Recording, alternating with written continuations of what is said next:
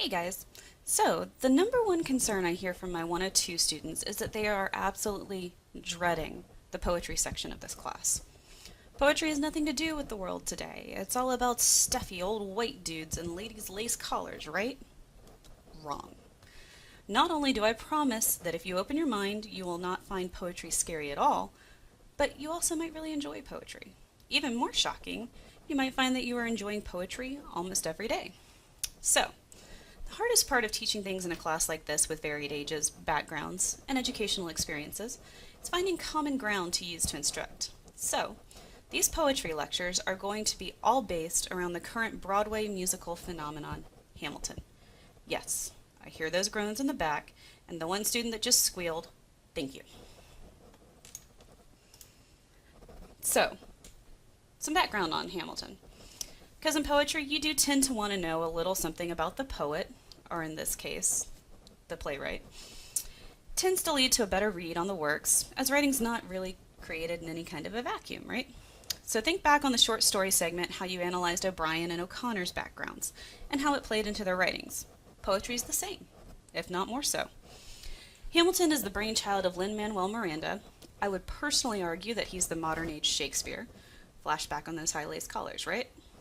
Most of you have probably heard his work. If you have kids under the age of 15, I guarantee you have, because he wrote all the music for the Disney movie Moana. He'll also be seen on screen in the upcoming Disney movie Mary Poppins Returns. Miranda is the son of Puerto Rican immigrants. He was born in New York City. His first musical, In the Heights, won 4 Tony Awards in 2008, including Best Choreography and Best Musical. Miranda blends all style of music together in his compositions, but he's best known for his hip-hop, R&B, and rap lyric genius. So, how did he decide to write a musical on one of the least known founding fathers? Simple. He wrote a book. Ron Chernow is one of the most popular biographers of our time. His work on Ulysses S. Grant is equally as compelling, as is his work on Hamilton. So Miranda goes on vacation and picks up one of Chernow's biographies on Hamilton in the airport. He reads the entire 800-page book on vacation. Less than a year later, he performs the first version of Alexander Hamilton at the White House. He never actually intended to write a complete musical. He was originally thinking that it would make a fun, mixtape kind of project. So here's a video of that first performance. My God. I'm thrilled the White House called me tonight because I'm actually working on a hip-hop album. It's a concept album about the life of someone I think embodies hip-hop, Treasury Secretary Alexander Hamilton. You laugh, but it's true. He was born a penniless orphan in St. Croix of illegitimate birth. Became George Washington's right-hand man, became Treasury Secretary, caught beef with every other founding father, and all on the strength of his writing. I think he embodies the word's ability to make a difference. So I'm going to be doing the first song from that tonight. I'm accompanied by Tony and Grammy-winning music director Alex Lacamoire. Anything you need to know, I'll be playing Vice President Aaron Burr, and snap along if you like.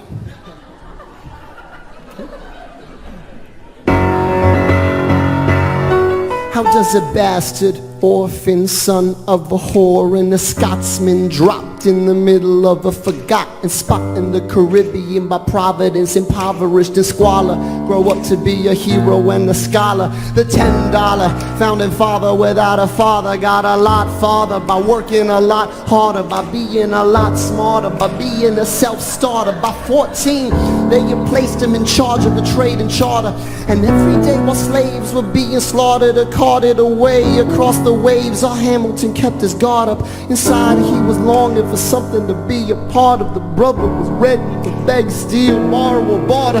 Then a hurricane came, devastation reigned, and our man saw his future dripping down the drain. Put a pencil to his temple, connected it to his brain, and he wrote his first refrain, a testament to his pain. Well, the word got around, they said, this kid is insane, man. Took up a collection just to send him to the mainland. Get your education, don't forget from whence you came, and the world is gonna know your name. What's your name, man? Alexander Hamilton. His name is Alexander Hamilton. And there's a million things he hasn't done. But just you wait, just you wait. When he was 10, his father split, full of it, debt-ridden. 2 years later, see Alex and his mother bedridden, half dead, sitting in their own sick, the scent thick. And Alex got better, but his mother went quick. Moved in with a cousin, the cousin committed suicide. Left him with nothing but ruined pride. Something new inside, a voice saying, Alex, you gotta fend for yourself. He started retreating and reading every treatise on the shelf. There would have been nothing left to do for someone less astute. He would have been dead and destitute without a cent of restitution. Started working, clerking for his late mother's landlord, trading sugar cane and rum and other things he can't afford. Scamming for every book he can get his hands on, planning for the future. See him now as he stands on the bow of a ship headed for a new land. In New York you can be a new man. The ship is in the harbor now, see if you can spot him. Another immigrant coming up from the bottom. His enemies destroyed his rep, America forgot him. And me, I'm the damn fool that shot him. Alexander Hamilton, we were waiting in the weeds for you. You could never back down, you always had to speak your mind. But Alexander Hamilton, we could never take your deeds from you. In our cowardice and our shame, we will try to destroy your name. But the world will never be the same, Alexander. Yeah, I'm the damn genius that shot him.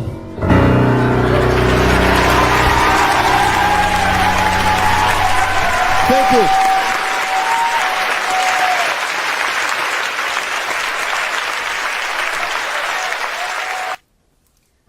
So, pretty impressive, huh? And what's really interesting is once you look at the lyrics that he ended up with the final version of Alexander Hamilton, which is the opening song for the entire musical, the way that it changed, it's pretty amazing, but it's great to see kind of what we would consider this a rough draft of the poetry before it reached its final stage. So, a little bit more background on it. Miranda started writing at about the speed of a song a year. By 2010, he'd only written 2 songs. The rest of the musical was then written by 2014, so he picked up his pace quite a bit. Hamilton then opened off-Broadway on January 20th, 2015. On August 6, 2015, it opens at its home on Broadway at the Richard Rodgers Theater. And then after that, the awards just start piling up. Miranda gets a MacArthur Foundation Genius Grant. In February 2016, it wins a Grammy Award for the Best Musical Theater Album. Miranda wins the Pulitzer Prize for Drama. And in 2016, Hamilton goes on to win 16 Tony nominations and 11 wins. Miranda wins a Pulitzer Prize. Those national tours, they start to follow. So, to get you immersed in the world of Hamilton, and to also give you a quick visual into the style, characters, and the essence of the play, we're going to watch a little clip from The Ellen Show, where Miranda works with Macy, who is a renowned scholar. And keep in mind, this is a 2.5-hour musical. If you stretched it out and did normal tempo music, it'd probably be about 5 hours, which is why rap and R&B are so crucial to this musical, because otherwise there's no way we could fit all of that into 2.5 hours. So this will give you the basic plot, characters, and everything that we'll use to kind of talk about later in all the lectures.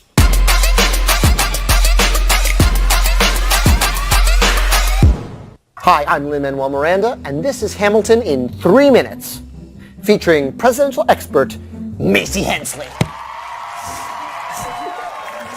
Alexander Hamilton gets to New York from the Caribbean. Terrible childhood. How did he survive it? Alexander Hamilton, everyone says his name, and we start the show. He gets there and he goes, you all have to listen to me. I'm really smart. I'm not throwing away my shot. Aaron Burr is like, oh my God, this guy's a lot. But his friends are like, this guy's awesome. And they all sing my shot with him. I know Aaron Burr, sir. Pardon me. Are you Aaron Burr, sir? That depends. He's asking. Oh, sure. Sir, I'm Alexander Hamilton. I'm at your service, sir. I've been looking for you. I'm getting nervous. Well, that was amazing. Give me a high five. Cut to the Schuyler sisters downtown. We're looking for a mind at work, work, work, work. Hey!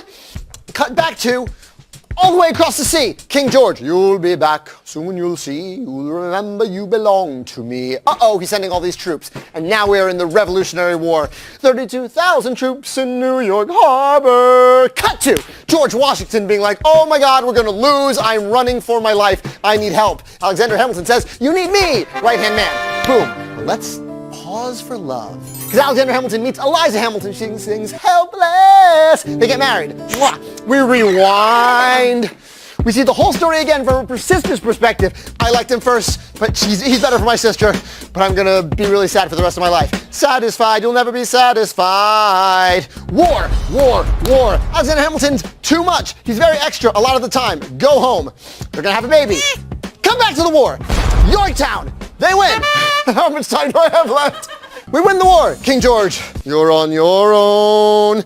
After the war, he goes back to New York. George Washington becomes President of the United States. Yay! Fun fact about George Washington from Macy. George Washington, when he died, he only had one row of tooth left. Cut to nonstop. Nonstop, why do you assume you're the smartest in the room? Hamilton's like, let me be the Treasury Secretary. Let me do all this cool stuff. George Washington says, yes. Aaron Burr's like, I'm being very left behind. I want to be in the room where it happens, room where it happens. He runs for Senate against Hamilton's father-in-law. Thomas Jefferson was ambassador to France the whole time. So he comes home, he's like, oh, what did I miss? Cabinet battle, cabinet battle, cabinet battle. More animosity between Burr, Hamilton, Burr, Hamilton. Hamilton does not become president, but all of his enemies do. John Adams, James Madison, Thomas Jefferson. Fun fact about Thomas Jefferson. Thomas Jefferson had 2 grizzly bears as pets. What were their names? I don't know. Me neither. History spoiler, Burr shoots Hamilton. We talk a lot about legacy. We make you cry a lot. The end.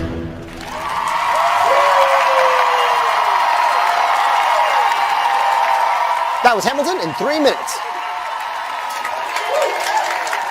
That was great.